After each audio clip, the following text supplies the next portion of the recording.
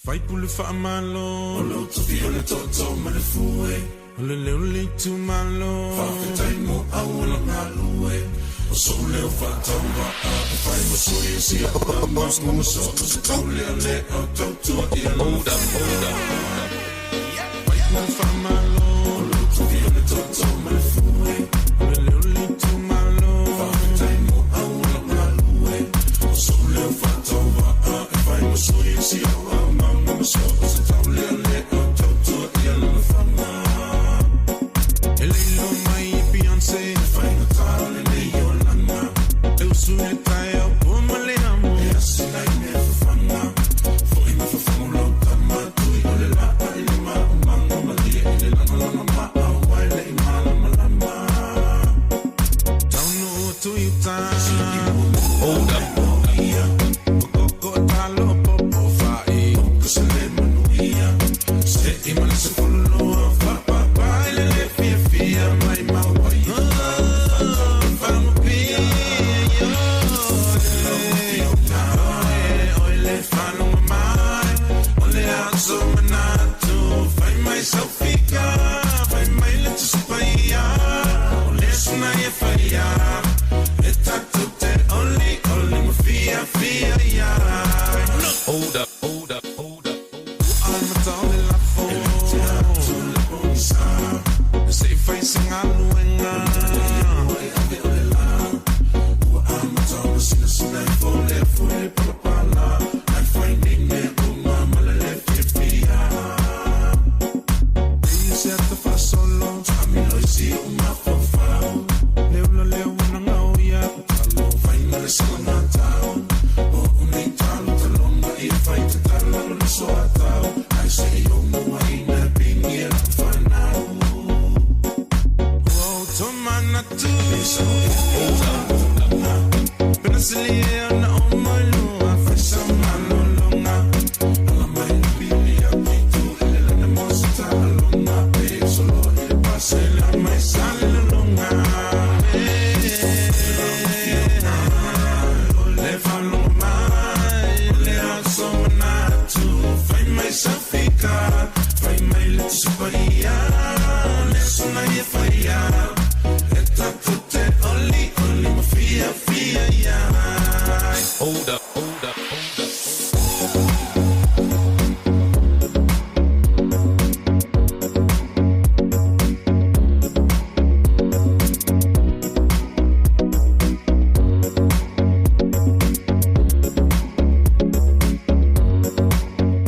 Fatalo fa bo folo fan tu sa boy lo fa so ngade dei vainga o le fiafi ina ua ono minuto o te ala ititi le afa o le lima le taimia matou nei au kilani ni usila ia mang usila antoa lava e le nei fo ia fiafi ole aso lua se furu mare lima ole masino au kuso lua fe lua se furu mare tasi TAUTAI ia ma ASIATA por clave masani le unanga mare tautua lau Blue TV ia fiafi o aso tasi e ui le fo io no o lo o ia I matou ia malutia fo I puava tu sai foi ole matou lockdown I le level 4 I New Zealand atoa peitai ia ele faia foi le matulanga tafi foi tatu programa me se foi o fofonga faadua mau ia me so le tautua ala Blue TV ia te auto le nei vainga ole afiafi malo so foi mau malo le lange mama malo le pale o mai auto le nei vainga ole afiafi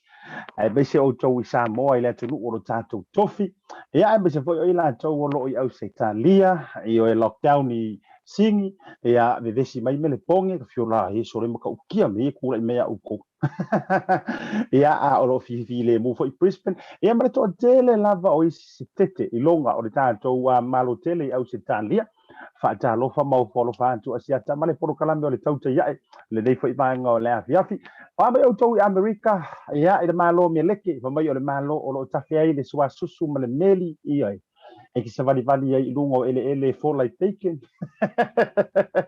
o te lo o fa solo I tu le vale afiafi ia te auto ile aso lua le nei auto I na I meleke ia fa solo ai le sistete au le leile I Hawaii ia ai ranga tai leo le territory mata go fio le moto fianga I tu tuila ma America Samoa so se tafa lava o le kelope o e maua mai ai lo leo ia ma e se sila mai fo i lo wata le nei vaenga o le afiafi faatalo fatu asiata ma le programa o le tautaiae ia te oe o lo ainga ia ai mai se foi o le tau fa potpotonga le nei vaenga o le afiafi ia le talitonga mau tutu o lo vai lo tu sa so tatou manuia e uia ina fa manu mai le lockdown ma tulanga o ai inga o feo inga tulanga fo i o le feo inga lau tele no fonga fai tele ia manisi o lo no fo mai la tonga ruenga ai ia le tali tonu o lo loto e tu wa nisi me le lei ona o nisi fo i me le lei mo le toila fa malo ma nga fa fai tele ia te auto o malava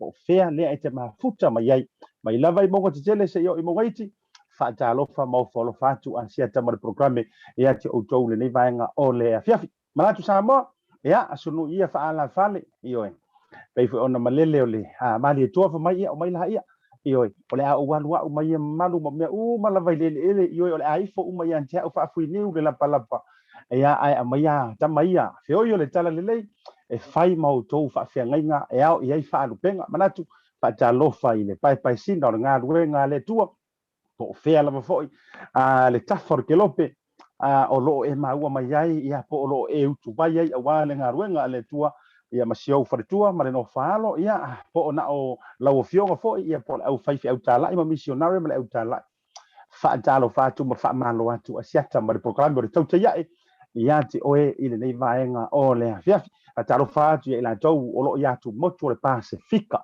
ia Fiti Tonga ia Vanuatu Cook Island ala ko kele tatu tam fana o Samoa pe au kala fai le ngafo le tuia ana fa mai ona ngafo le tuia ana wow wa so o ile la langi antoa ia na tama so alinga sa ilinga malo o le au ave fu aso tanto wotulu o lope fa lele so tanto wotulu ia e ngata fo ilea fa pito o ngafala u fa malo foi ia i lupe falele se mato watu lu fo i nei ni usila alo matamali i Samoa o lo li poia upu ia ile malayo le tanga mamanu wa sio mato lo monei la lo Wellington fa talo fantu ASIATA mo fo lo fantu ya te auto fionga i minista langolango ia mamalu ma le kapeleta ia vaenga fo ngali ku lua le leipa ia le national ia manisi ia fo wa kele ia to nga vaenga fa ya mato New Zealand faatalo fatu ASIATA ma tanto programe ele nei vaenga o le afiafi maratua o le tatou waso foi le nei o le proclame masani ia ma le tatou minista le fionga le minista o faatoanga ma fainga faiva suenga faa sainisi ia ngata ilea o este tausi aso tatou tono u Samoa lana sunga Laaulialemalietoa le ua te Polataivao Schmidt ia o le aso le nei ia o le tatou malo faalologia foi le na i lunga o la proclame se taimi ele o toi mamau ona tatou so ta ia foi na ia lea e le fionga ile le livia minista o le tanga mo fa to anga fainga faiva ia au ale fongo kanga foi le sa lo lom mai le vai so le na te nei ia na o mai ai ma fa tara nonga le so lulu na te nei le sa lo lom mai le lan to fono tanga ma exporters ma so tatou tu no u Samoa fia mau la le au paipa po le antonu le unga awane mata upu sa tala noina ma le lifa ia le fo i fono tanga o le atele ni so vaenga wa hinga fo i savili i lau manu ia fo i tele ni so ila tau au mai mau famtalanga i rungo penga tfailang e fo ila sia singa le sa sia tuai ia lana fionga le minista ia male matanga ruenga ai mai sia la de sia fa lau le lana matanga ruenga fo le va ia este tausia la tru le fo sa maua ia sala tau malanga sia tu ni so o fanua fo ile este tele i utai murfangua ma fa solo tu utai sa tu wala ia lau mang ia fo i wai mo so oi fa pe mai pe ha nga ele la fa si kaulanga fo ia o tatou la ma tatou por kala ma tatou ia e kau ke le o ni me lau mang ia ele ai o tatou ele o ni me lau mang ia e mawala la ma no le a o fa si sa o ile fionga de minista ia se a me so no finga ngalo pe mo ia fa sa lau ma nisi fo o tala sala tua ia manisi o balo anga ele anga tio ele fa pe fai kara fa ku fa pe po tala le matangi me o fa yingi ponga o ai ma pai ma la fa le ai le maua mai o le manatu mautu Iyo. Ia fai sao pakinga. Fai sao le ka ufisinga kama down nga o le fa e mo fangua ma tau I le atu fa la tai ma le atu sama tau ma le fa solo mangongo ma le laku ia ia an ma le nga fo I nga ya ana lofi fa solo tona I fa le o se mea ma ngai aki. Ia fa pe fo ile yo I ni fo fuanga. O le manino umatulanga uma. Ia o le afa manino mai lava ele afionga I le li minista awale te pole afai o le fatua mafuta mai tatou proclame like love and share no winga se taimi lava foi pe afai tu la proclame ya le o ma ua o lai ai le fonotanga tu titi mai ia fonotanga le sunga le Laaulialemalietoa po le fionga I le li minista ya te lopo se vai ngo ale o le afa o le lima ya leo le join mai ai le faina le e maua mai le avano tatou te faatata no ono le mapor kalame fai pe ia so lulu te tasi so mauro to vai oi make sure o vela na uki talo fa toi o tele o to uma I lungo le tatou por kalame ia me se lava wo ma pa anga mai ale tatou tau te ia ngata fo ile o le blue tv ia maratua o la fo ile au ngangi tanta longo ma se fa ia fo se ma to o nanga me se fo le tutua io le afionga ya ngaftasi ya fu mono mate na nai me se fo le pulenga ma to blue tv ma le ngalu mona le blue way ia share le ma to o nanga ia ngata fo ile tango like pe fa pe o le night le ia o le vanga fai kara mai eke le like ia io ia mai tango fo ia like le tato page le TAUTAI ia ma ASIATA ia ma lo le soi fo maua ma lo le lange mafa talo fa toi foi ia tato wo mai la programa io ngai kama ia ke le o fagalo fai fo ia wala ngai le visia fo ilungo le tato programa ia me se o to uma la fo mo le fa ma lo ngai fa tele o to fo ile sa tusi mai ia ma meli mai fo ile tato page o le TAUTAI ia na fo fa ma lo atu ia ma fa ia tu nga tai leo fina ngalo fa lia fo ia se fa nga fia fisiringia ia ava noa fo ile mai ro fina ngalo pe au no o tata longo le tele o taimi au mai so fina ngalo le tato fo ile le ina ia fa leo atu au mai ngi lungo ko me te do ia o taimi o ke ka bi kilo fo ko me fa pe na fo ngale wa i fo disi ke me sa wa i ko me io se fo pi o fa solo de ko so i fa malu ke ro ko me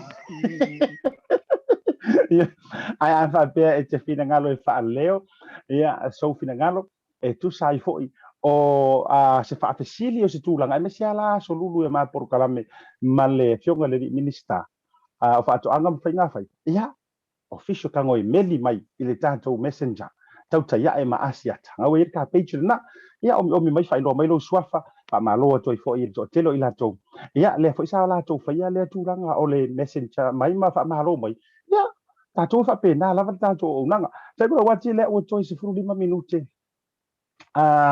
ona tale o le tu la e ono io mi salo po se vai ngole ono pisi lava sa mo ele le vona mai at le fa tata noanga le fionga le tai pale mia ia le sa fa sala lau tu sa o mai fo i lungo le page al tatou malo i sa mo ia ai me se fo le tu pero inga ma tu stala le sa fa mani no ile tele io ke lo fo nga fa kwa e koma mai sa fa kwa e koma mai fo ilo sa ia sa e vai fo i lungo re na program e fa pena ese le tu langa malo si le o ia ile tu langa tau teknologi nei ona po o le mele i hai o aso ia sa o ia sa tau mau al kama fo ile le e kusi le leila tusi kusi le leila kusi ia o ngal ia ka o markusi a ver fa wanga ore fa ua so le fa mau ore ke kusi mara le ia se o tama ia fatata mati le lua ia wo ke ropi ora pai tani ro la wanga le ia bi se vai la tau sia tesis bara to tele o la tau le ngal pro kala fata le vave mare ia o ma ko la ia le generation le duma mai ma kopia o kama ilima Cap, ya, what? Macam ngira udah se langi motu ya merito telo ila tau ngai oleh sa ta tau sa sila ya sa lesa sila tu fa tra no nga male fiong el tama ta ipale mia ya o le tūlanga le na wha manino mai ai le tele o vaenga o lo o tutupu i Samoa a mata mai le kako wa foi le nga apirikia ia o la fa fitain so e ke lo ala kala mongia o ke fa fekai o le apirikia o le apirikia e nga o le wa tato i le ko inga generations foi le so se mi ngoia se si e maua ka ka kama nga se ipa uange la o lai apirikia ile i saungi ngai me o live Facebook ile i mafainga post mai se sia e la ukan ko nga ua le vanga fango ngo kai ngi au fai va san lo lo ngai ko ngore ba ole upumoni la na o gera longa na tua yanga ko fu ya ile au e kua yanga ko fu ile le ia ka ma se sa o ya ono le tulanga nei ona po ya wa ile ya se ado fanga fu ile ni ele ya so ga ado fanga kulanga ole o wa ga ole o ya fia ula e sa ala kala sina yoani ya ole tūlanga le na o ia tanga ta fia fia ula mai i foi dele i ngai onga po ya wai o le pau ai mo ka u ia ya ele e ku se ele i pa i pau o le i le ka fangua u post mai ka kai lunga de Facebook ya le ngane foi wo i fo ngu ia nga songa fai e fa na ele e ki nga ayo se fai va mai o ya ma ko pa lo lim sak pai ke ala e wai kolosi mai ku ka fua e kai ko wala le ana talo fa tu ni tole o to o le winga la tala fa fe tai meia ina yo na po ki ngolo sia wa ya nga o le ua ya o le wo wa ya ku le fa ngo live ina yo na po ki ngo fa maka nga live mai ya o le fionga tama tai pale ni ki vai le solo o ko vai fa ki fanga fo ye la wa solo ku lu ngole o ki bori la wa nga solo lu ki nga se aka solo mai la no fera voi foi mai la no ku ku ole sava vali solo na yo tatu tangata o ke fa te kai ya o le to mai wa fa ngi pala lang wa fa fa ngo fie mai ai sa mo amale ku ile me ore sava vali solo o ma ku starlight e fa ale ya ke le ka starlight ya e mo ia o ku ka ese ia wa o ngo fa ki fa ngo fa no ngo ya ri fata a talo fa tu ile to tele o to e lu mar por kalami a so malala io na fa pe foi o ye nga vai ka isamo ia le tūlanga lana na awa la utala na le lengo fa to o le wa fa manino mai ia morisi le fia tato fo to tero tanto batunu o le wa fa tūlanga mai o le afa o le ono le taimi New Zealand afa o le ono le taimi New Zealand ia lo winga le fe ka wia le kai ka ko program se fai fosi ka ko ori se fai mo muska ko kala ia ana tato tali ai la ia le ole tato fa tala noanga ma le afionga le minister o fa toanga ma fainga fai au vai la ko ke poli iyo ai la to le fa o mai le la to fa nonga foi le siata se fai anga fa fisilia foi le fionga le minister e se mai ni se facilita ule mtanga lo fa ko anga ma ya awala ko ke poli iyo le la musu wa awangi la ngonga menis le la fisilia iya awato te poli le la fa fisilia so ke kilo kwa le la musu ke au ko o fola ia fa ko ipuki le ia la fisilia fo isfisili fo ie ese mai ka kom kanga ruenga ya ese ki nga kom ese ko fa so ya le da so le la fa lo mai ai tatu ofisa me se fo ila to lo so ta ia tatu news Samoa o le afa o le ono le taimi New Zealand ngol afa le fitu ia ka lo fa se mingiska mai le fa kala ngwanga bunga mai le fa karango ka fiona e ka fifi atalo fa turi to tele o to ngor por kalami ia le ma futa mai ia se o mai fa tata mat au ki por ia o ia wa ma sang ile fa pe fo ile le nangora ko inga le e fia ya mor kuskus kasi le fa kukus Ya ma tausi fa taro fa fo ia isi utina matua nga tai leo tama ya mele ma posua fa longo le ma futa mai I mangele yo ya fa pe fo wa vai mo ku wa ya nga fia ku ka va ya ele o le skupi ele ai ele o tato ya ua fa tu ai na fa malo si o sar fe wa yo le se me e sili ngai do tato fe lo I mo le tu taro sanga iyo la ka ke suar pe se foi le masahin au su farongo aqui I pray for you and you pray for me.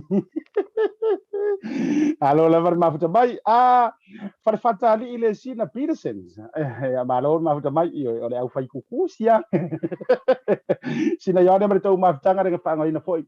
So ya tennis misa ya mbole fionga la un fausia tennis misa ya male tautonga ya yona mo no falo ya okay lo wa makwafi le mura uro koko le seringi vai ka o le fo wale ai ni au fewa ya ko mfala vela ve ko ku ka mesi koko le ya fa taro fa ti ati o to mer mafutanga so uso ya lofa ka lofa love lofa mer fretua to ilolo le mafuta mele ni vai ngole fiafi ya fa tai mafuta mai malo le fo ya o to vai ya ka mai ai mu fa la ya fa taro fo I le to fine ya nga solonga mer tautonga ya farana I populemi le mafuta mai ia I lungo le tatou porokalame fatarofa fo'i le talinga ia vaili io la una fusia io ka ilo I se urupo o sava o le urupo le upolu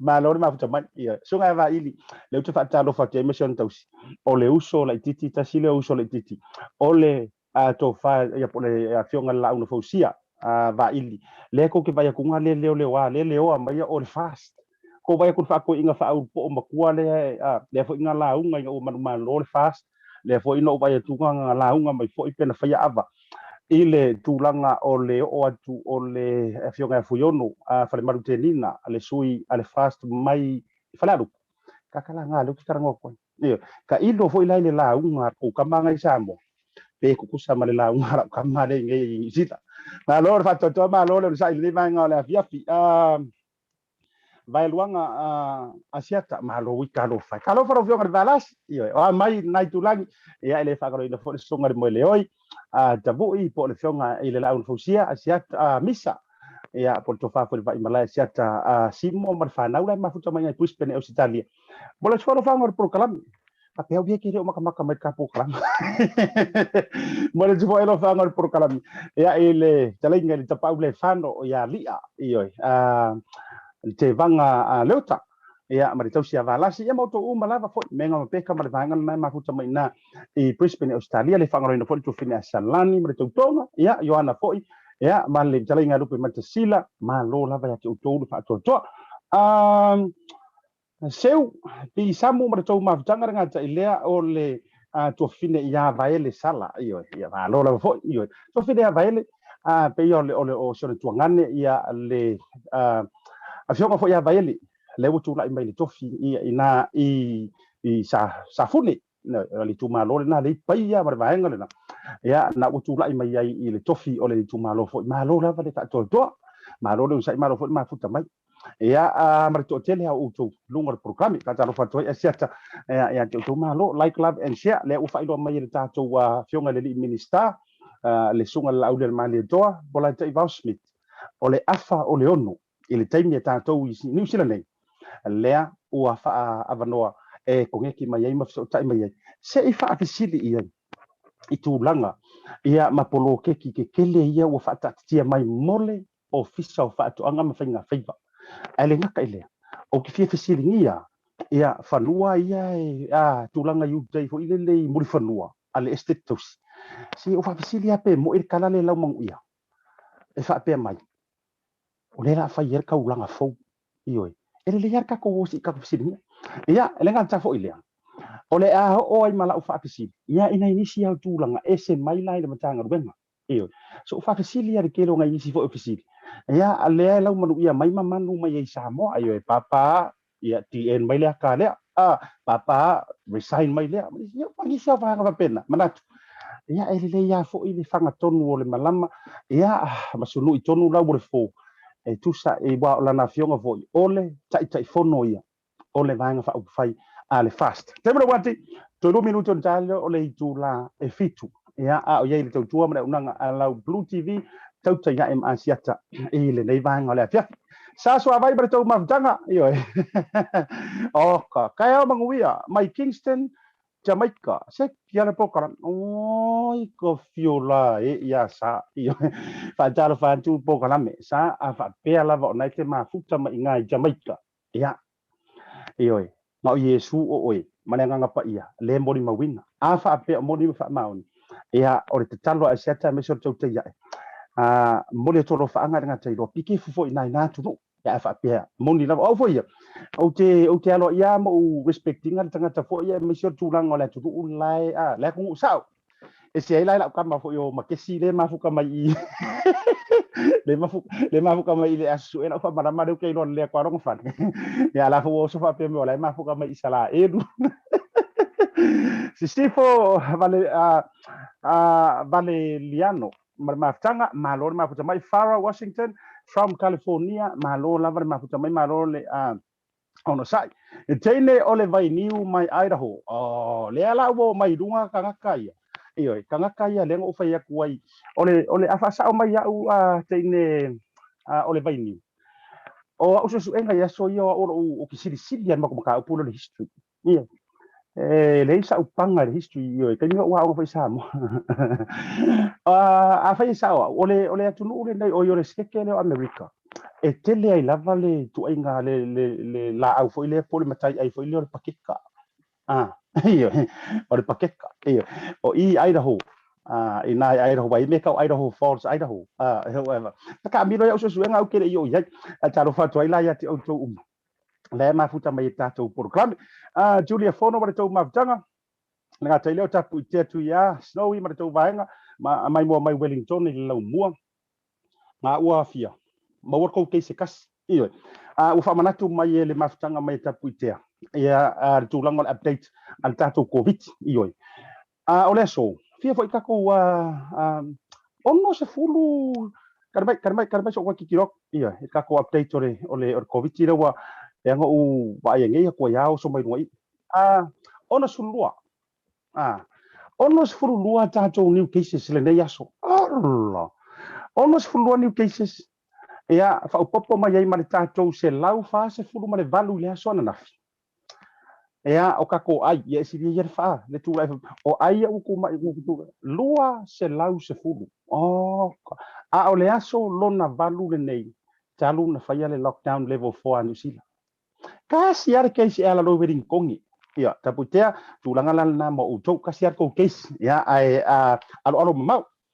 mau matulanga ole tato fa ma yo ye nei au fo ina I fa ata la fo ngang fa ya ku ya uya kala fa benge o mato wati o fo mara fo prokalam iyo sila fia fa to tele mai se o na ya wo ma pa nga mai iyo ma na fa se ko finga sala o ma fo prokalam o te mana o ai tau fa ata o ma vatu se vai ma lu lo roto iyo awa ke lo ai penga ru misa maru ko lu ai la sa ko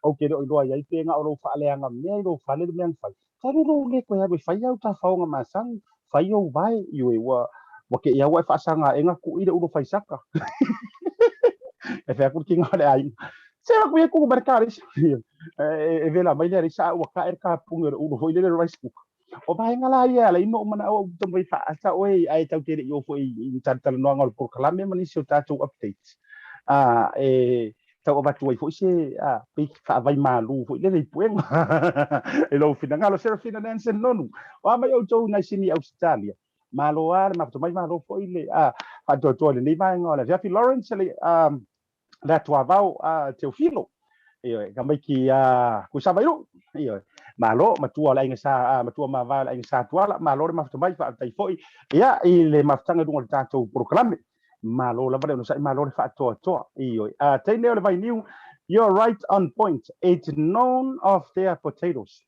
see aku vai la ukala di haya di ngat pasal la fa ya u assignment jadi fa ya mu kangoi e kopia ku dungo internet Pesa leli longo vi tu inga mala ta lo fa lava ila sunga ile li fa te ngainga. Mafuta mai Amerika. Ko akele al tatu au Amerika. Le mafuta mai lungo le tatu program. Ar tu langa la narko viti le ma tu ina ni usila nei. Ya mo le lau sila fia. Ono se furu ma le lua ma tu community cases. E fa inga le Delta variant le u fa tu langa mai le aso nei. Fa u popo ma se lau fa su ma le vandu mai le aso na. Le ala u tati ai mantou le lua se lau se fulu. Wow. Oka se kele o na ia mantou keise se olo iai. Ia, tau fai te talo mai mo mantou te talo atu, tau te talo mai. Ia. O le tūlanga le iai, omi mai, o le a sau oe me ko kia olo o fai ilo ai. Kako karango ia fa lockdown. O le a sau me ko kia o fai le ngai kaimi. Ai mai se la lewa e kilo mai lo ko ru. Iya. Tuna ese pui to marona. Iya. Ole asau ai kia o fai ngai kai ni. Wa mo ko i mau ani nei o ro ko rua ia kilo mai. Fa sanga i mai ka mai. Iyo. Wa e disi vai ngana o mo mai o le lockdown mo. Fa mai fa no fa mai fina ngalo sta tama. ASIATA wo fia lockdown e uia wo le to ya lu wai fo ile e fai o bai yang ka faonga ya wanga wo ai fa mai o la fa fitainga ua ke le ai marsele ni se fe ua maua tu peltanga o fa ko le la ka i se wo le la le fa ngalo no so fa la le wingo la dala o te le tu pe se fe a o le e ke le nga tau le o nga ruenga ma le fenga ruenga fa mai ke lo ASIATA o au e ka kia loa se fukala ka ke kia vale la ukanga masingi loa e o ro foi peki sa so fangua ya o tala le se wosia o le peki sa so fangua e pe tu usina lua ta la le isu le ta ifau pero o ke le lua fa kasila winga o name fa pe wi ni ai ni ka la ura foi ya ka la fa ku le lima ka la le isu ka ifau le ma tu la winga ya mo peki nga funga le TAP e fa bela la tala o te fa fetaia o le lockdown o le kele o ngā kupere o se fe iyo o waka re fa iyo o ma ko wa fa mai ia wa ngai me la o fa nga o ngofo fo fa o le mama wa le ala ko wai le o fa nga fo la ona ile o ele o ilalo ile o nga va ya na nga ngai lalo tu ka fo i o mana o nga mo mia essential workers le ile o ngi manga o nga fa pikoa Atalo fa Katerina Elia sili ili le mafuta badi tanto program olanda talala na ya ja fo mai soli le sa o fa ale me o lo se fe mai o le su kala o le was fu o le di masfu ia wakile ya matu pele tang ya alo no wingala ele o se kala la fo ile a me fa ya ku o nga kabidi mai le o tonga sa mo ma ko fa pe mai se la fo mai ma ko ku pe nga le ai o le fu ka loka ma ofisa fa le tupi mo li fa ma lo ma nga fa te tele pacific easy money transfer ana tua o le na no ta to o nanga online e me fa yo na fa to nu le vaenga pe fa pe o lo fia la fo se tupi mo sa mo wa ile o lockdown sa mo o la ka kala ngata ile o le Pacific 40 au nanga mua langi le pisi ya sofa pene ona o le tulanga ile lockdown au wa foi la nga o lo ko ai lo moenga ya ma swipe ya ile nei vai tau o soifanga mara tu o le a tatu emo te faisina sa i tatu foi ele o toi ma le o te ale le o fitu minuti te ai tu lai ono mana tua omi mai sau fa fasili le tatu messenger le TAUTAI por essa o fasili te mana o foi fa leo au pai foi ai o la fasili o le ka vai fasili o tapena ina ya o ke poli o le a faial fasili le tapena ina matato fasili fa tas ma lo la vai to oni ngalo like love and share le tato pro kalambe o le nei aso kako me e tato fa pitoa ma se fasin kako ko ma lo long a tato foi mai kako karkala ngo case po ani nai exercise o ani nai vaenga ma fai o nga fai e fa ko mo lo kai mi le wa ngo foi de fa iyo la nga fa mai de si do mo ko ya kia ke ro ya si wo kau si lo wa ya ko mai wo kau si lo wa fa ko sa mai ya va fia ngale ai moe me ufa ia o kausi lo oi ole tau te foi mai fa au sta tu dala e winga o ani vai ngai ma fai na fai e whaatumuria ai lo teimi pāanga no ma tātou oina e tātou news update a o tāli ai le teimi e so tai mai ai le whionga le minister whaatoanga ea mawhainga whaiva ea ua fo inisio tātou whaatalatanonga porokarami masani o le nei aso. We'll be right back. O te i vili mai tina to meti mai New Zealand mai vai lau talo fa matale e la forma il telefoni vea vea o me pitino ana ia talo fa matsa ia wai te le tau walu se ofisa voi le se te tala lo ofisa mai ia le so sa so no fu ta wa le sia so sa so se falo lo fa ingo fie a me se le telo ai malo telefoni tai mi uma o no winga na na sa wa le talo fa matsa mal tina to meti sa o lo falo lo seki talo fa matsa.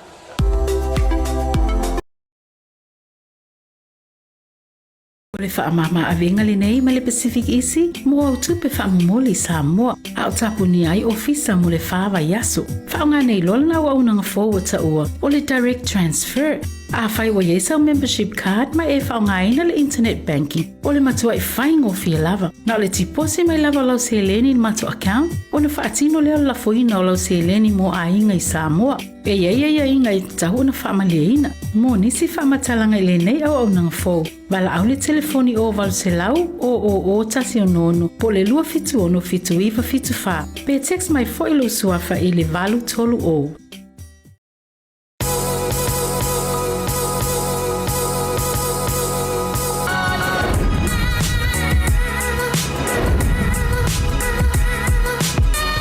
Tau tua ma le au nanga mo tau sa mo service station nei tona i matu.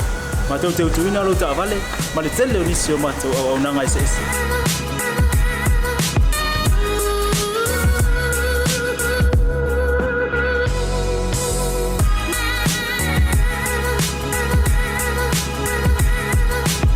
Ai le ngata foi le, ma tau te seke ina fo i lo ta vale.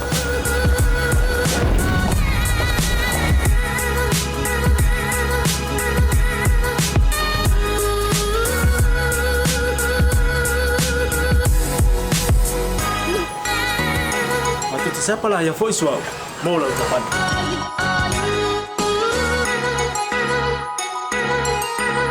Apa itu yang baik Pak Olusa? Awalnya telepon, matu tu siapa lah yang voice mau lah ucapan.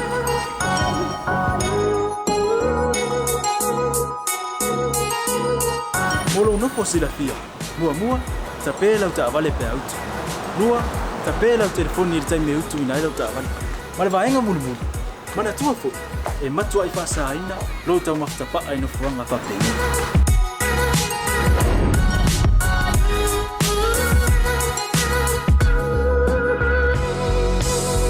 Ota Samoa, ore maota mo Samoa. Mato te fia e au na pia mo oi Samoa. Maftaile fia mai. We'll see you again. God bless.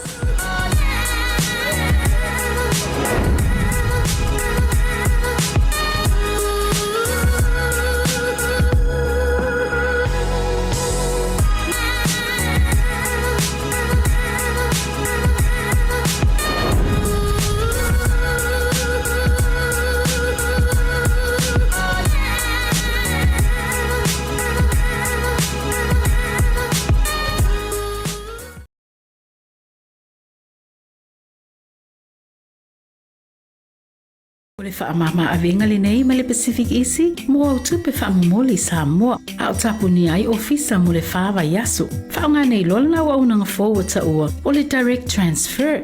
A whai wa yesa o membership card ma e whaonga ina le internet banking, o le matua i whaingo fia lava. Na o le tipose mai lava lau se leni mato account, o le whaatino leo la foina o lau se leni mo a inga i Samoa. E ia inga i tahu na whaamalia ina, mo nisi whaamatalanga i le nei au nanga fo. Wala au le telefoni o walu se lau o tasi o nono, po le lua fitu ono fitu iwa fitu wha. Pe text mai fo ilo suafa i le valu tolu o. O te i vili mai tina to meti mai New Zealand mai vai lau talo fa matale e la forma il telefoni vea vea o me pitino ana ia talo fa matsa ia wai te le tau walu se ofisa voi le se te tala lo ofisa mai ia le so sa so no fu ta wa le sia so sa so se falo lo fa ingo fie a me se le telo ai malo telefoni tai mi uma o no winga na na sa wa le talo fa matsa mal tina to meti sa o lo falo lo seki talo fa matsa. Ia, toi whaatalo whaatu sa moe lau whita whaafonga le ni vai ngā lea whiawhi le teipi o le mātou wanti ni usele nei se fulu tolu minuta wa te ai nei lei tū la e ono i le tautua mele unanga lau Blue TV e me se whare tātou poro kalame ia whiawhi o aso umo le vai aso tauta ia e ma ASIATA i oe a e whiawhi le lo toma le nganga e whaafelo ia tu e me se fo e whailo atu le pa ia mare mamalo se tātou tunu e me se o tau wa lewa ono tau whaatali tali o lea ua kolosi mai le tātou whaafelo inga me le tātou so inga malana vionga ile minista o whaatoanga ma whainga whaiva suenga whaasaya nisi se o tātou tunu i sa moare ngata i lea o le whaalapot potonga este tausia se o tātou tunu o ia fo i rita i te whono ale vanga whaupwhai e whaatua tua i le tua sa mo utasi le sunga le Laaulialemalietoa Polataivao Schmidt i lunga o le porokalame o le TAUTAI ia e ASIATA whaatala whaatu i lau whionga le nei vanga o le whiawhi. Ya, malo soy fu manuia lau to fa siata ponga fo tato po kalame malo lava le nga luel nei aso ya pata lo fa to fo ile sira mai moa male fa fonga anga si tato wa tunu le nei tau ni lingua malo fo nga luai fa valo filima wale to tuina si tato wa tunu na ta fo le langi e po fe lavo mo melta fa tal nonga malo le langi mama mal soy fo la le lei ya soy fo manuia i lau whionga le minista manatu foi wa e pisi le foi ia le nei ia so i fatala noanga o le fatala noanga i le fatala noanga ia ai fatai vi inga i le tua o le ai va ia tua tata o tau le leia ia o le nai au ina sulu le masina i lo so i fu la nai tulangi manatu ia o le ata o lo i tam ta upu ia ma fatala noanga o le nei so a o e par fa fonga anga si o tata o watu no lau sunga Laaulialemalietoa profonga le minista o le veaso le tenei la so tofi lea sa maua na whaiai la tau whairo inga ia matatou exporters uma a Samoa ia whailoa iei fuafuanga o a nisi o vaenga mātou tele iloa sa tala noaina ia e meisi o porokalame manai exporters a o lea foi la la tau sa sangi atu e tusa ai i vaenga o whaatatitia matanga ruenga. ia fa ftai siata o le nga moni lava na mafuai ona talo le feilo inga lea. Ina ia o wiloa ma o mautinoa ia po ai ma lava le pa ia man malu o le tata watunu i nei. O lo o whaia ngā luenga le leile nei o le awinatu o loa i fafu. E te tau ona o wiloa le lei i lātou ia maritulanga o loa lo lātou la wina. Ina ia mawhai ona whesota i le leile ngā luenga al matanga luenga o lo pisa whatoanga ia male au whatau o loa. Mantua foi o lela a ol tūlanga lau tele le ta upu le nei o le whalau i loa o mea o lela a ol mtanga luenga e unai. Ia ma o loa ma tūlanga fo ia o ele ngatai fuofa ele leanga a o tūlanga o manu papalangi o puaa o moa o povi me whapena. O le tūlanga la e te tau na iai, e te tau na mautinoa i leitu ai ngā exporter.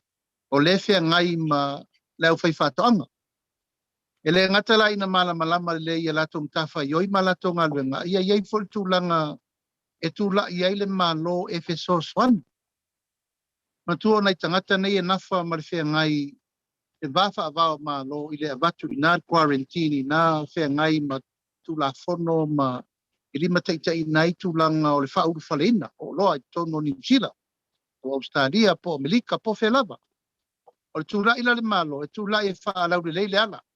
I lunga o tūla fono, whaatala noa ma waala uoloa, ina ia Mosef so soani mo i lato.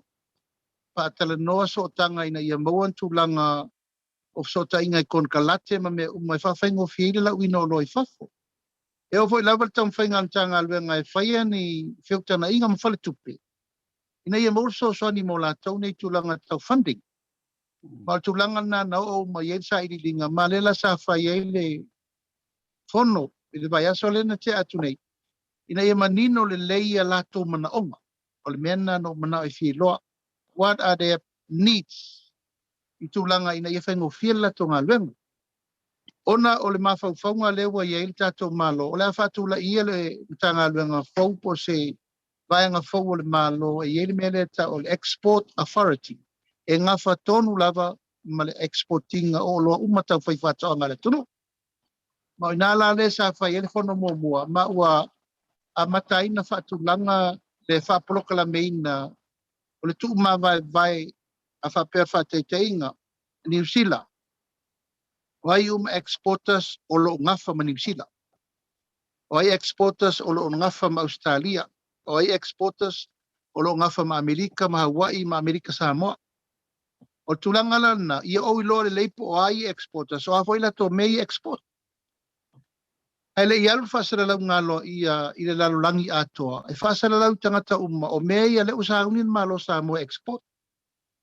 Ele mawhai lana uloa meia. Pa fai o te leiloa o ai lau fai whatoanga ia la tau te tuto ina, ma la tau pua ina, ma maua ina o loa taitasi nei. O ai foi le au exporter sia la tau te la wina mi fafo. O so soani la le malo mo exporters. O a me la tau te ngawhatau li maina. So soani le malo. A o me la tau te le ngawhatau li maina. Ia o inala tula i elo le malo. E whaatau uma o loa ina i awana i ele me lea o leo mai lau fai whatoanga wale se me ave i mea. I awana i ele me lea o leo mai lau fai whatoanga ua whape atu le exporter. Ia wa lava wa tumu, wa flat. I awana i fwene i etu langa lea o atu le au exporters e whape me lau fai whatoanga wale se talo. Ia o whawhitauri na le mana o e fo ia uma. Ina ia matua so o leile valea o tatou tupu ale mele o tatou whema ia malie langa o whale tonu maketi. Malie o le level maketi. Malie o paure tau le maketi. E re tau tatou to whaimena tatou sau mai ai nei te miuma. O le winga le na o le porkalame le o whai. Ia mala le lei. Le ngā luenga whaatino ale exporter. Ma le ngā luenga whaatino ale whai whaatoanga. Ma le ngā luenga whaatino ale malo. Ia na whairo le na fitu. Na i whai ngā paanga lea ina i matua tatia le ngatonu tu langa o le tatou export authority le tau whaatu la. Malo whaafitai tele, manino le vaenga lea, e atangia mai i lau saunoanga o le matua te le lava o le whaamama avenga. O lea ua taatia antu ai mai se mo inantou le au exporters. E mawhaiona e toi whaamailo lava lau fionga wai to tele fo inantou sa misi le tatou portaporo kalame lea sa te anei la so lulu. I no foanga tonu ia o le a mawhai ai o na maua ai le tatou pai sa moa mei. E me se pei o le anava lea ma le manulou ti lea o le tātou matanga luenga le nei fo ia me se ale exportinga mai o tātou o loa mai fafu. E me whai ona e toi whaalau tele le vai liu le wha mo le lau fionga. O le whanau ta inga le iai ASIATA. O loa lava o le avatu i Samoa. O loa nava na o le alu lalo o le pai Samoan mate. A wai le mawhaina ta use o loa e whai le malo o le pai Samoan mate. Ai le ta ua o loa exporters o le Samoan mate.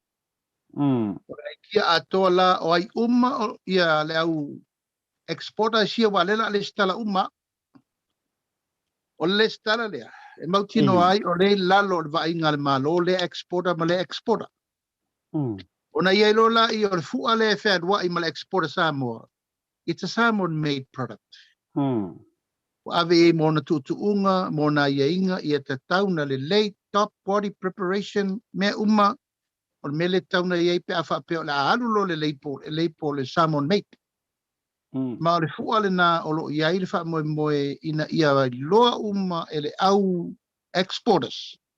O le fua le wha malunga le malo.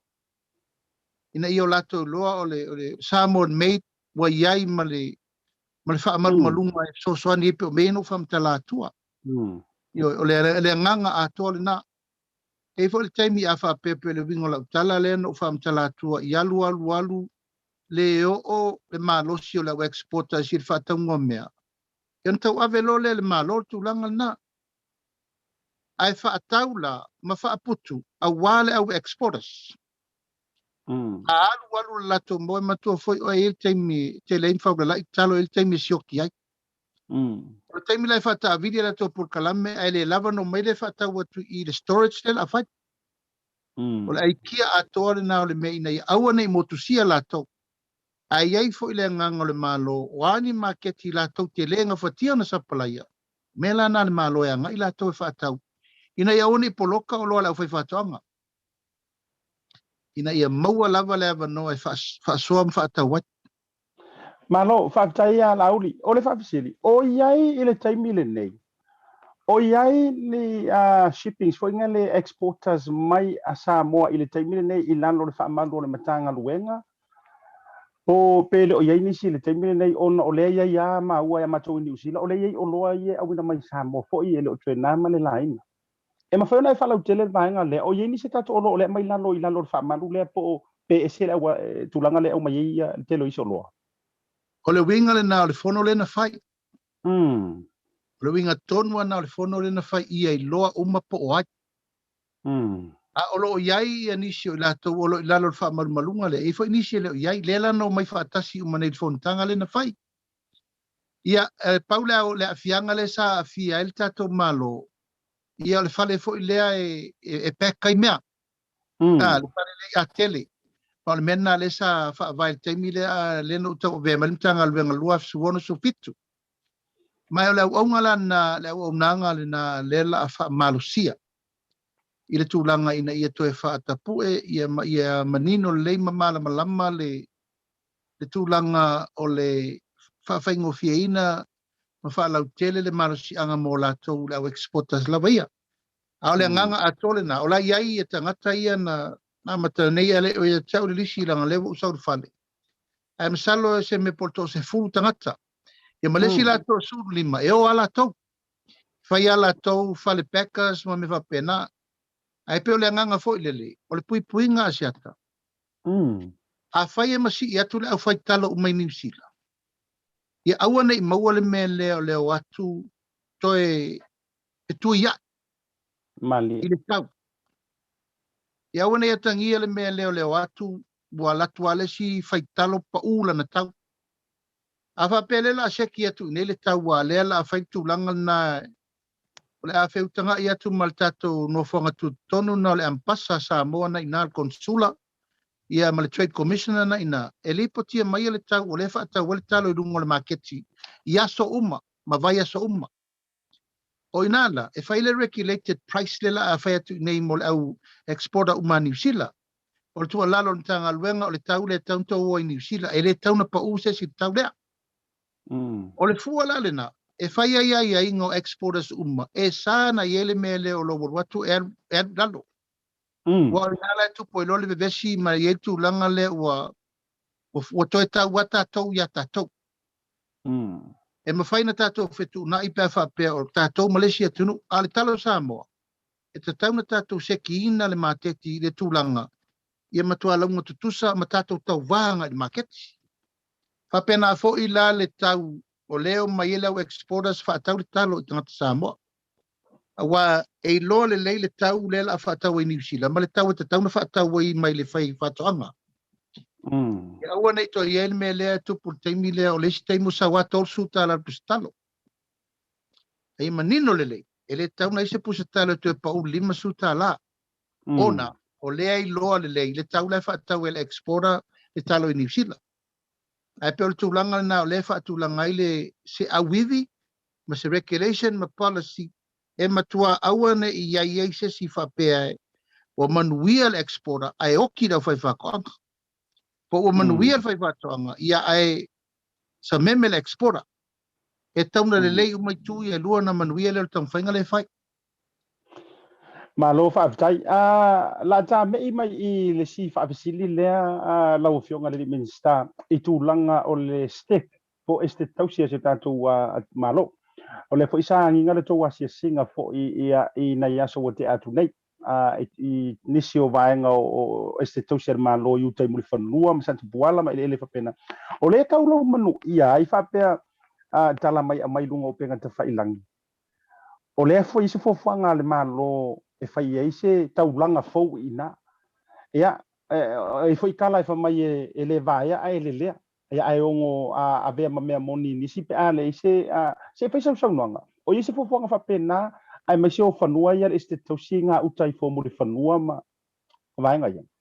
Ia, o te taunu watu tanga luenga o lai ai le fo whanga sa taunu whai e whai ngā malo le o tea. ua nao ni whauwhaunga whatoa amata. E le iai ni tūlanga fo ia o se mea ua mautupe mai o io. Ai o le atiritiro iai le tūlanga o le komiti whaatonu ma unei le minista ia ma ave fo rungo le kapeneta e mata i tū. Nanga o me whapea e le tau o na whaatanga whaatumtumu lima na tāpena ina. Ata pena loa se no whaanga whapea se no whaanga taulanga se atunu. Ma maole wa ai lesi se lau tau sanga. E le se mea fo le tātou te manatu ai e whai mo teimi nei. E mamau. O rono winga fufuanga mamau e ta tauna le lei le whaatatianga o le plan. Ia whai le tūlango ai e inga. Ia whai le tūlango feasibility studies. Ma tūlango le ia awana ia se me tasi e whape e le se me vole na whape whatuta o lango ta e whai amata e le ai. O lo tanto nunga te tauna ao manongi. Ia whatal noa. Whatal no fo i anu tutua oi. La se lato manatu. La se lato vai. Vai le cost benefit analysis. Ia ma le estimation pe fia. Awa e te tauna fo lei o fea iai whale aonga o fea iai whaloloa o fea uma iai fui mu o leo. Ia wa ai le mena iai uma mena i tonu. O fetu wai se whale o whaapito au ngafa se au nanga. Ia ma me whapena. Ai o lei lunga o le tūlanga amata. Ia o te tonu e tāua. E te au ia e tāua se whaatula e mai o se no whoanga taipei se senta fo ele o le nā fo i tū o ana. Ai mai se lava. Ia o le taunu mai o le waa mai sa voi anga i. Ma le me fo le whaafai fie no mai tangata sa voi to whawha i a wala talata i le wafu. O ma whauwhaunga nā lea e filosofi fu ma e leia se me o se fufuanga le lei a whai e le lei. Ia la me tu uai.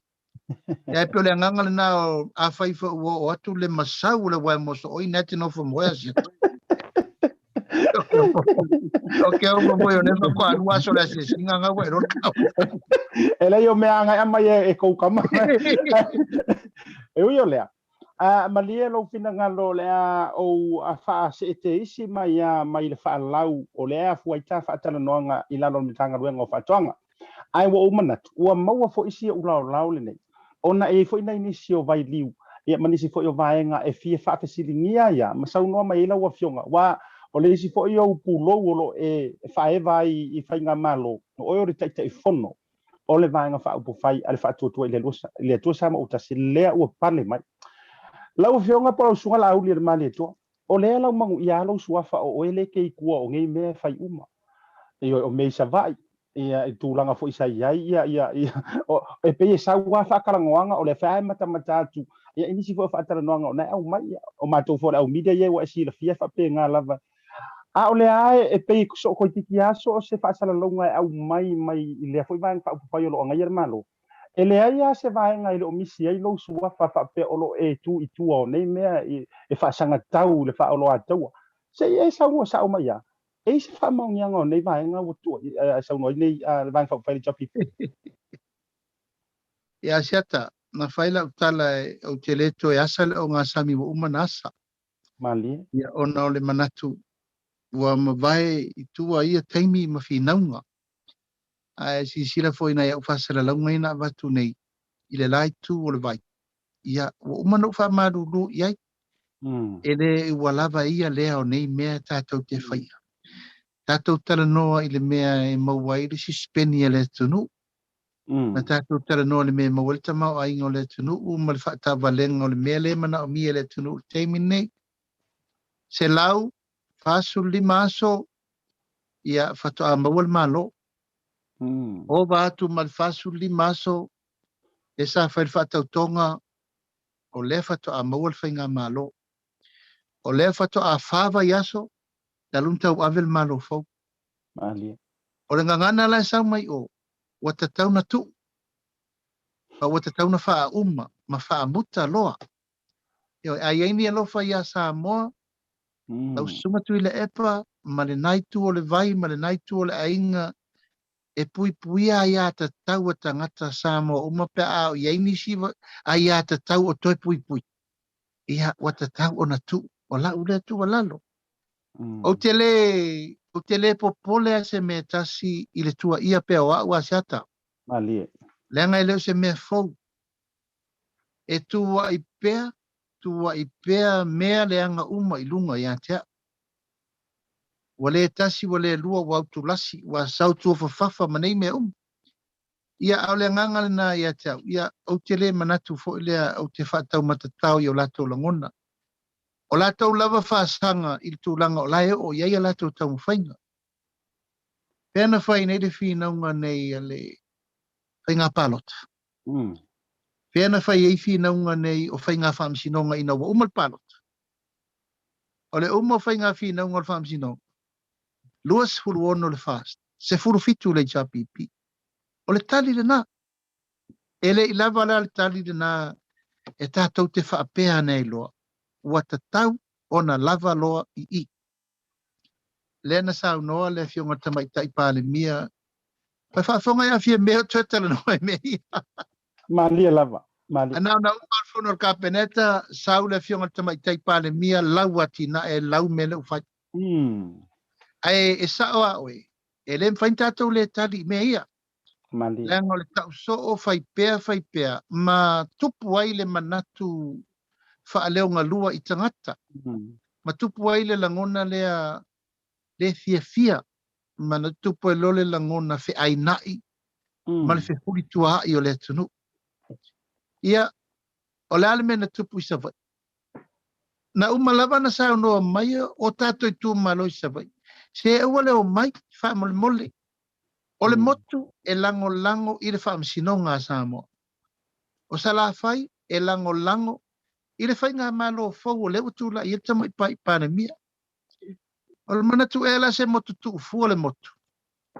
Pa pēla tau e leo i ele tō whai pule e ono i sa la fai. E le ai. Le ala na. Ia na tu wa i o e si le fia ASIATA. O le wha lupenga o le wha le fia ma le wha le sa la fai. O le lolonga pule. Mali. O ai e longa pule. E amata i malai fatu. O tua o fui fatu. Mali. O le ala wala sa tu la i le. Pa ia le tau whal tu ua male ainga sua male ainga tia mali umuru vai. Ia le male lenga le malietoa. Whale fia male whale sa la vai. E whairo la tau tiuti. Nanga whao la tau o le whaito toa. O tu mua. Ila motu. Lena whai upu. Ia pangale. E whai tu lava ai o atua. Le lau watu wa i fo i atia. Matala. Ia o le mea fo i sai o i sio tu malo. Ia o wala au atu lava e tau sit file mu. Ia la atua e mania sa tu puam sa malietoa mal whale tolu. Wa lewa na whai upu le mawhau. Whau ma upu le mingao i atia o mali tu malo. E le talia ni vai. ASIATA. O le lava va fo i le tu malo ia tadi mai menei. A lesa ua popo ia tu lava e toa pea ia o le mawhai. Aisa, o le atui. O le atui me lea. Ia le utua ia tia. Ia ai whapena se langona. Paulava leo la utua lalo i le sunga foi atu i le epa le fo isa avem pale mia. E le la titi le va ai ma le amana i o lana tautua sa fai. Le la titi. Mali. Anga lai loa umasa mo ma le lalo langi. Ai pangalea. Se la atoe whaaleanga i. O le atoe vai manua i. Tanga o te loa le wali i lai tu o toina. Le wali ina le au tau whao so na. Le au para ai umana. Ua loa sia. E na pār whanga ofe oso le sia. Ua e moa mai. Mesa tau whela al fia toa nai. Ia ai whawhena. Lai tai ia ma toso tua ia ma stoina. Ala wali ina. Ia le whai atu. Se ngata le oto tele. Ia mo to tasiro. Ia na pili mamfato ese. Ia pe fa pena se langona. Ia ta e tumu tele falo alo. Ia pe langona na wala lea. Se o tele te mana o se si me pol me lo wala lau kia pula mala u me fai me la fai fa konga. La uri whakatahi o leo wa alau se saaro finangaro. O la ua whaafisiri lea ua pe ua o tupu whaabatangi i li ua waa o e saunua. Se whea sau kala wau keiroi le fisiri asa si whaapea mua i la ua fionga pe sa fisiri fo utira i maua. O le asa o e personal experience fo ile lua va ma to ina wa o ele si sa di mata mata ia o e kau fo ya o e winga wa kau fai mai le nei taimi pe o le mesa fa per ko inga lua mafkanga se fa sa no Yata e sila fia le atua la unga luenga sa fai mo tu le epa. Ila fia le atua. Le anga o le whatonunga na leino walu i te tonu le mota fono o le whatonunga le tu malo. E ma le whatonunga lo ta mao tele vai te malo lea. Te malo na la tau filia ma va ai ma tau filau. Ma le au matua tau avele tunu. Peita. Ia wa ese whainga. Wa to tele le au fau o atu tonu. E au fau la ia lena o tiele mea. E wari iro la ia watu lo. Wa tele leo. Walu lo malmele o tau whaaleanga ma tau mwhaifasiotia. Ulentu tupu i whaamsinong. O fi wala te apa tultoina. Wana te tona ngona lo leo. Wana le to e mana ia lo leo. Ai pe ua mana ia le pese mai le leo fau le. Le wali umane. Ia le wali umana wale masisi tu e sau palota. Ia mal tau tinonga ala le mele nei. Asiata au te lefa ma walunga. O le taimi no walu ese ma le chapipi. No walu ese ma le master plan. Upuna. Le upuna. Aua nei ngalo. Aua lava nei ngalo. La nei. Te mana i whalongolongo mai. Le au fia planners lai tono le chapipi. Taimi nei. E la tau te lei loa. Le whainga tā. Na a mata ai le whauwhawina o le vanga whauwhai dea. Wow. Nobody knows. Nobody knows. Le wali e whatau atu neia.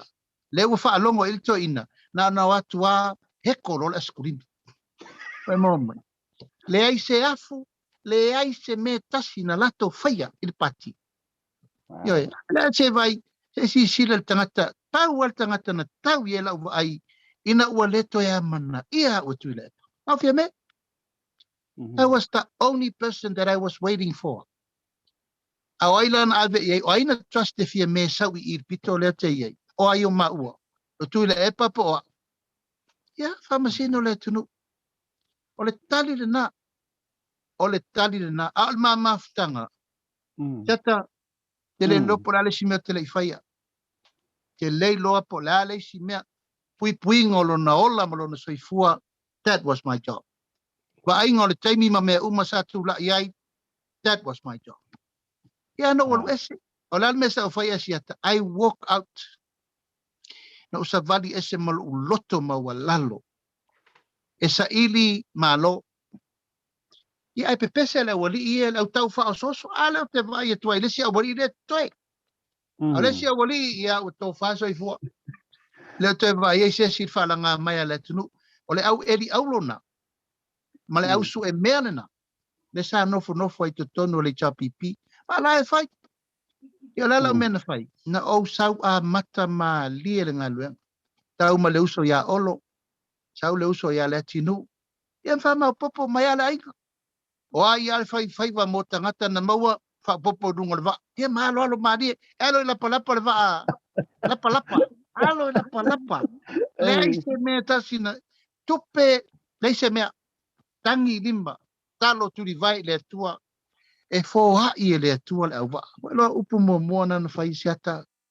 E saunia e le atua le awa al fa mo mo. Ya ale uta pena la sau sisila. Ta pena le lua se furu maleono le ye nei. Ya fia man sa fa pito tu malufu lima. Ya fia mai lo matua.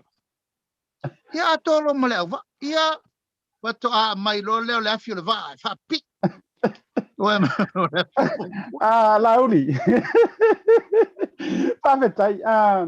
Whatever no mo le lao le nei la ngai io e se foi la uia mai tau atu e se foi te lo foi ele se vai panoa o vaenga na tupu ele io ye ni fa fisi le to telefone la fa sala. Ai o te mana o bange mai ya le ngo le highlight le o le swing o le malo. O vaenga na e overcome na i lausa valinga. O la fa fisi. wa na faito fina ngai tono pale mene mare to tere ola ule ta ora tu fa wa sila fia ele tu nu tanga tai tu tanote na faia ia utala piki fa valo anga o e so ko fa perfect anga fo ile na faia ia valo anga ia ile me ole atu tupu ia matulanga tau no umma wa yese si ngi kanga ka wa ko media ku ya o ema ma fato ese atu ma fa be atu uso ya ma die fo ingi o ko kala ngoma mana yuso ia mana tu fa fine ASIATA o la ulava tau tinonga o le ase upuna o tau tala le nataimi ele o le ngangana fa perfectanga le na upu tau sao ana e te oe.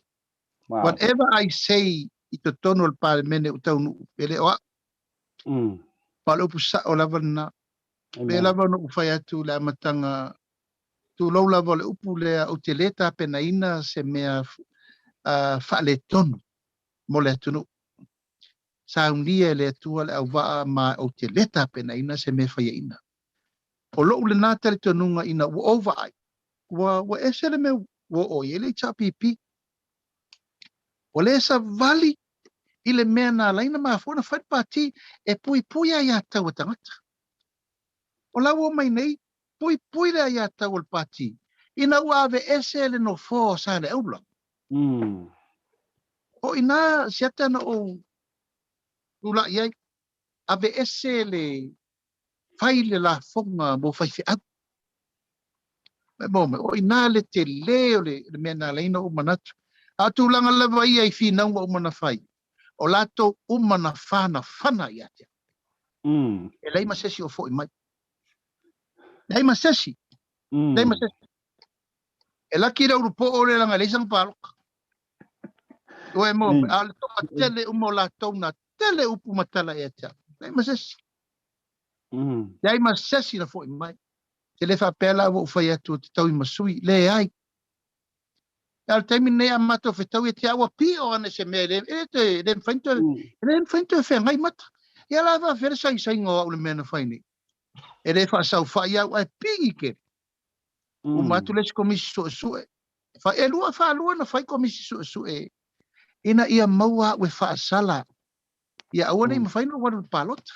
Ia pe whapena se langona, la ulawa upu au tino ASIATA o tātou e tala nofo I melea. Ono le lava e vane mai le taimiri nei. Ai se tangata e toalo na loto. Pe siri lava le tangata ia le mea mawhaino na whaia. I le taimiri nei. A le ase mai moa sa moa I se mea wa e manuia le tau mawhainga le whātua tua. Le tua sa moa o tasi. E leo se mea na uwhaia. O le mea na tā pena uma e la tau e luas furu ono ia umanu malo. O le mea foi na tā pena e sa moa atoa. A voi la upu na whai. E tā pena o le ngā luenga whauwao, whaupō, whauteli sa moa. Ia tu watulo iai ma le whaamarumalunga ma le whina ngalo le tu. A wa ana le whina ngalo le tu e tu la I le fast, e le tu la. Tiata o lalta tala la whai, pe ana le whina ngalo le tua I le taimina. Pās hutau sanga le chapipi. Le waa sa o ai filo ai mau le whaina. O teito tonu le manawa o lo tina le tasiwa o no wa a fia le ainga. I menei. Ia lela o maila wari ele i aina lato ngafa le pare mene. Tu fesiri ma fai solo maitala ia te. E langona le nganga o le loto maulalo. A o le nganga lava ia ma le tau tinonga ASIATA o le tu la i o le whaatua tua I le tua sa mo watasi. O le mea mai le tua. Ia le foi lawa a sisila. E I uveta winga nei I le whaamasino. O toa su fitu le toi. Fitu le usauni e whaiwhai ngā palota. Ma te lewa mawaluma. O lau lawa tau mwhainga ia malo uma mai le whaas le tau fitu le. Ia au le nganga le na o le sa iri ngā malo le na o le whau mo le tunu. Malo a whawhitai o lea ua talinga fia longo fo I manatu fo tu telo I lantou lungo le program whawhitai fo I wala sa alo fina ngalo manatu ola opsiri whai ulea o le antato I whai uai I lunga o le tā matanga luenga e meisi o program e whaanga solo. O lea sa e valo ia tūlanga uma lava I le tau mawhainga o malo mre swinga o whainga malo tau nuu uma. O le fo ua salani lau saunoanga o lea tuana whaia e le I whaia I sou malosi. le la ua e to tua wanga ye pe ki pekinga fo imale au tau mate sai ai ile taimi ona fa tu langa ile to pale mene e fa pe mai ia o le fa alo le sa fa pito pale mia ai e su ngai la u le sui pale mia e pe ko e fo e fo fe tala ai e mo e ngale wa e ko e fo e te lo le ai ma ses nga ma fau e te to e fo ia i lau i siu a tu lo siu a fale o le va ni lau fa no ngai o le a i matanga ruenga o fa toanga o tiro fo to tele ila to lango le fast na fa ali no la to fa ngau le mali pe how come ka unga ti seve ia why agriculture ai fa e ta wolunga mai ai le ta fa tala noanga ai se awa to e fo ia o le tu lango le ele te mana o te tau tuai ina nei paia inga ia faafetai ASIATA ina nei faapea sa moa na ala ona tulaʻi uma nei finauga na fai i loʻu alu ese ma le palemene o u sau faatū le vaega faaufai ma fai uma gaigoiga nei na fai ai faapea le atunuu o soʻufia tagata iloa pe o te fia sili pe o te fia palemia pe o te fia fogofetalai ia pe avea aua se tagata e mai iai se vaaiga le atunuu leai iata i loʻu loto atoa o noʻu manaʻo e saʻili le ami o tonu o loʻu ngoa taʻuleleia laga foʻi o le mele saʻuauauna ai o le ofisa fatoʻaga o le tofiga lenā na mai le tofiga lena uma le paeʻiga le tofiga na mai le atua le agoʻi le taʻoto ai loʻu fatu atoa o le atunuu o le matagaluega lea o le fatu lea o le atunuu o ia fesootaʻi umai puna vai o le tautuaina o le atunuu o fai faatoʻaga ma faiga fai vasamo ma o ina nou toe nanau i ai ia vai tu mai le faaloalo o le palemia lala o mena fai loʻu lagona loʻu loto maulalo e tatauna ave laʻu faaloalo i afia o le tagata ua muamua atu iā te o le palemene sa feagai ma loʻu tamā sa feagai ma tofilau sa feagai ma vaai sa iai lona le muʻamuʻa o lona ola soifua i le palemene sa iai fia me ia fia me inā na laina o manatu o faamālūlū le pati po le a tulaga le lato vaai po le a le galuega na fai le a le maʻanatogi le a le mea tapena e le o loʻu loto lenā ma le upu lea le itumālō lauli aua lava nei e tautua fia matai au galuega i e tautua mo Samoa ma fai ia leʻi la sesi pe ona o fai atu paula le tagata saʻu faataliaina o fia me o la le vaai a le tagata i lona tuafafine le auga faapae o le ʻio i mata o le utupoto o le mea uliuli o le mata o le tama i lona tuafafine ia ma faatū lo le talafasolopito o le uluaʻi tamaʻitaʻi oe anu mai le lalolagi ma talafasolopito o ai le uluaʻi tamaʻitaʻi palemia o Samoa ia ma le tali lenā a o ai sa iai tua ia o lauli ma le fast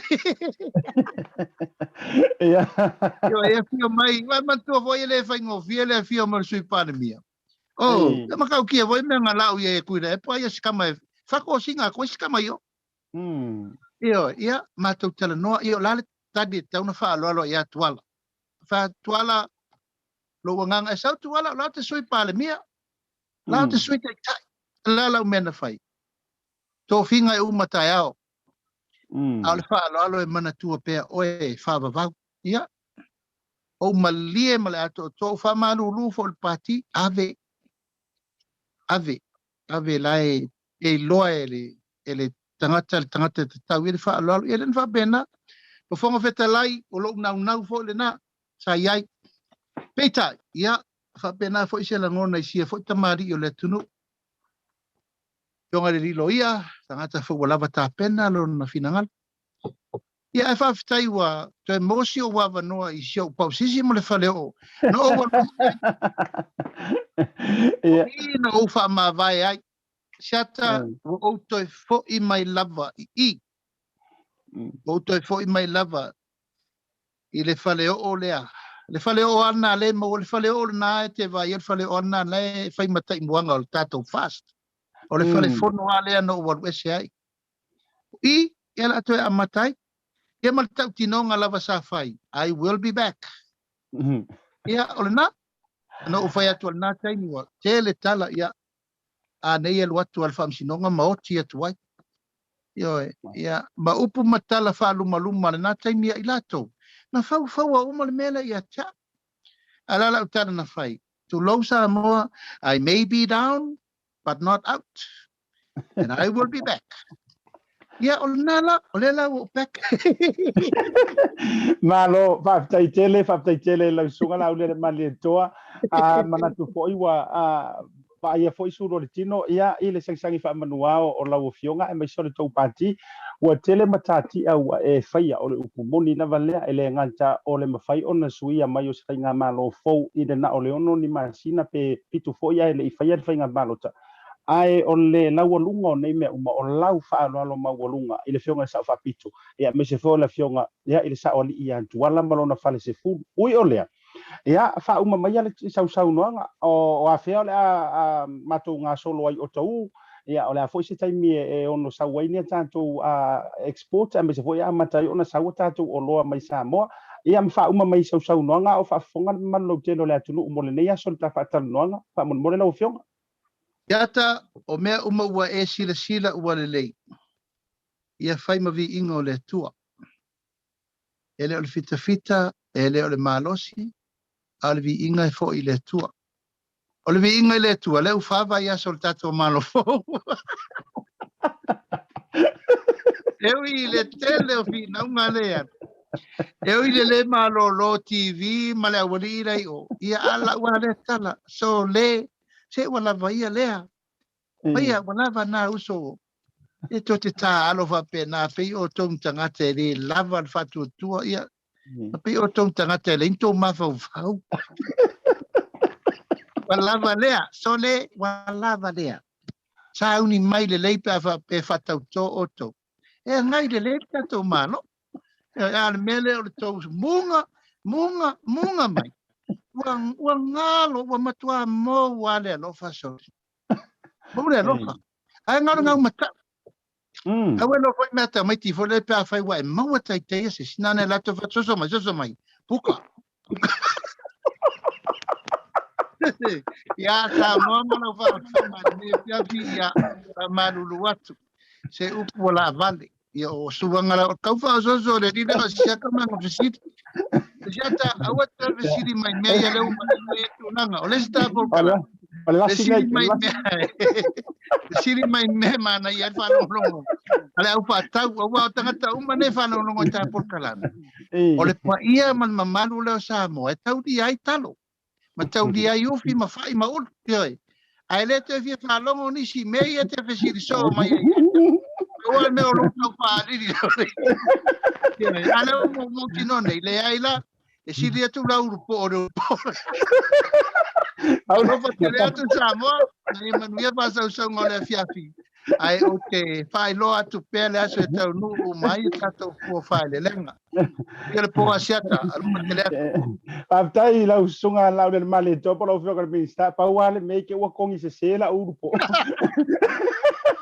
Ia ai manuia lo fatu foi faletua mai se fa ia fa nga malo, mo to uma lava matou tapua i o to faiva.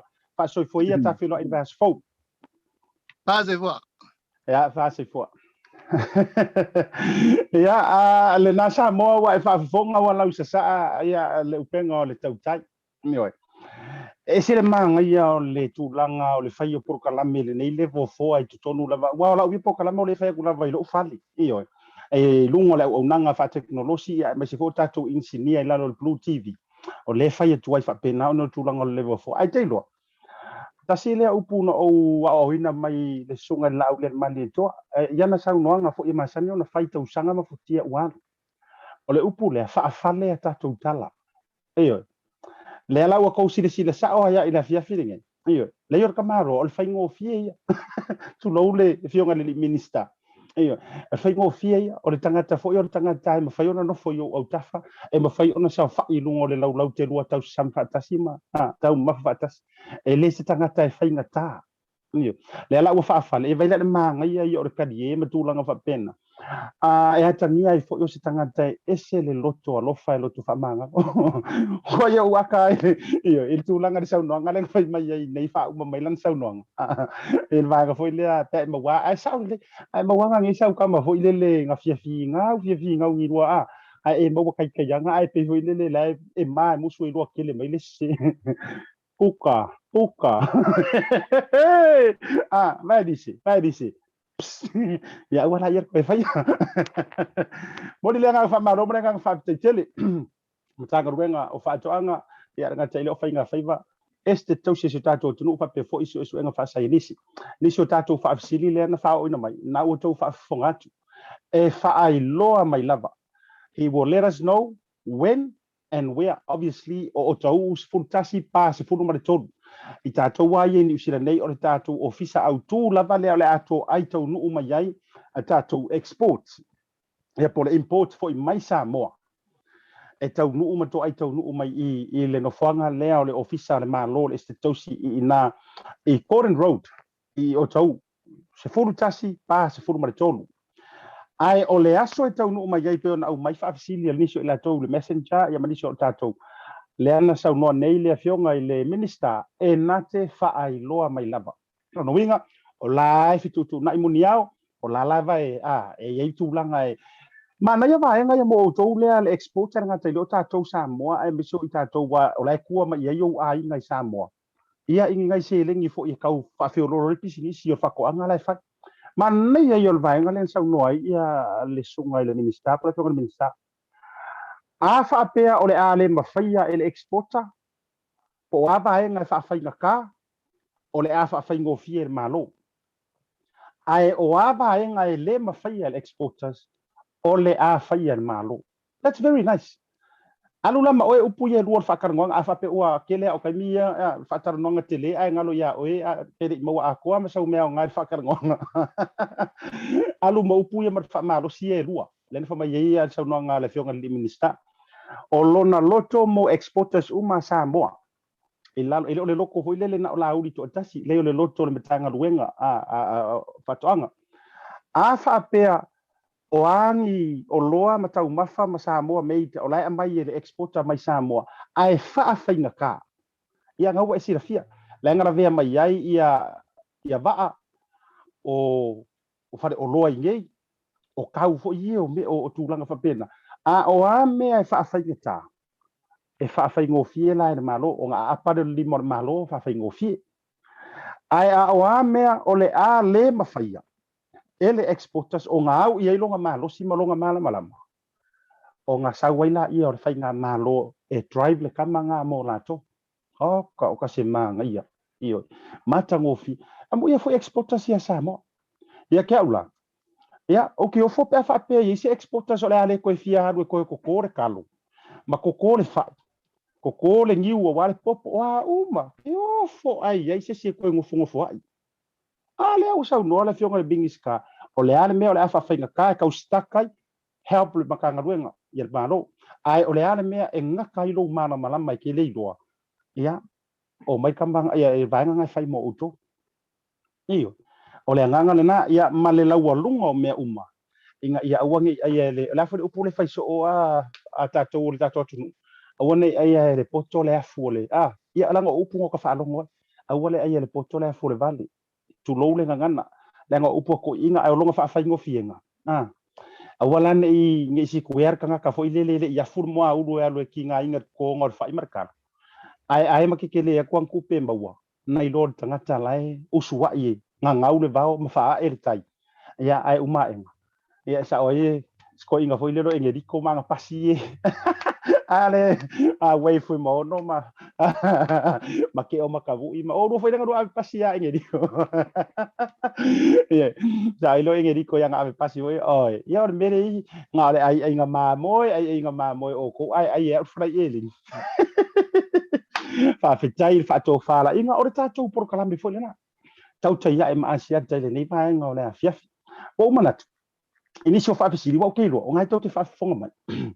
Iyo, ko ke le au tau safia manino inisi o vai liu sau noa manino mai ele fio ngai le minister le ngai ona ngalo e lua fa malu lai pulo wel toina ole mingiska o fako anga fainga faiva sis o male tulanga o sus enga fa sa inisi lenga te ilea ole vaenga fo ilea ole estetos o ia fo ole tai fono ole vaenga fa fire fast la no mana tu si ka va fisilia kwa ina inisi o tulanga ia tu sai fo ia olona tulanga fa tai fono o ole o to itu a polima o po masania yo le tulu o mo watu le tuava male tubasa ia ole o tato feloa i wale o siutila maurula o tato feloa i le alofa o le tua ia e ala i le fava yaso talu ona folau i langi ma le sa o le tato fainga malo sa moa tauta ia ele nama ASIATA tato programe folina like le tato page ia le tauta ia ele ngata fo ile o lau Blue TV mele unanga aso lulu fo i reverse fo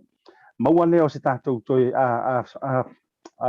fo ile le au te lenga ia ngata ile ko se fa pongo le tato programe male matanga ruenga o fainga faiva ma fatoanga o le fatu le nao samo o se wanga kamalo the reason na layo na fia mana o toi fo ia sionga kama ifale ole ilanga makanga ruenga le leanga o le fatu le male malosi le o le rumana i manuia o samo ia nga i loai o ia pole alvanga ta wo lo kino ai loai o vanga ka wo lo kino kupe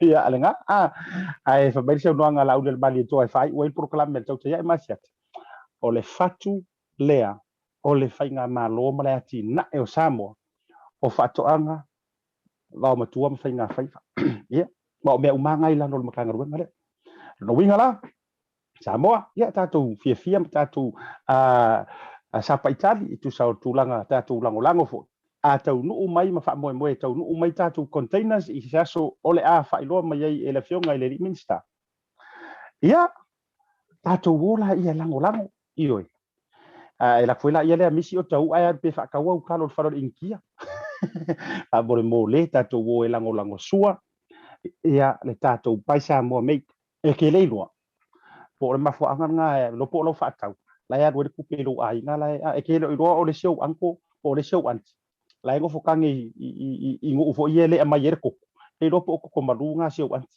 ai ke o ko la fo yesi tupi ai e alu fa tau mai la le paisa mo meidle o lau fo ile na ma tongi ia ile ati na e ona yala to fa to anga mala tina sama ia pa mangalo se la manga wasala ia ule tau tamali tangolo o mile share tato proclame le niaso a ule tiele tua fa marulu fo il totelo ila to nisio fa silin au na mai ia kele manga fa kau pepe fo il tama loa vai ane ona tu taulan ia ka kia mai sia ko fisi wai ia fo ia vai aso proclame ma fa ona so tai mai ai le yo ila solulu ia ole afa leo lo fo ia mana tua e fai pe e le fa mo kua ngei ka ku e fai pe la ia mano mai pe pala la mai ni sio tato fisi ia me fai ona fa fisi le tato proclame o le lo loma ia fa manu Samoa e la ta poinga tato de level 4 ia e fo ia i kulanga masangi autuanga o lea wear your mask it's now mandatory fai lau mask o fete fea wa ilava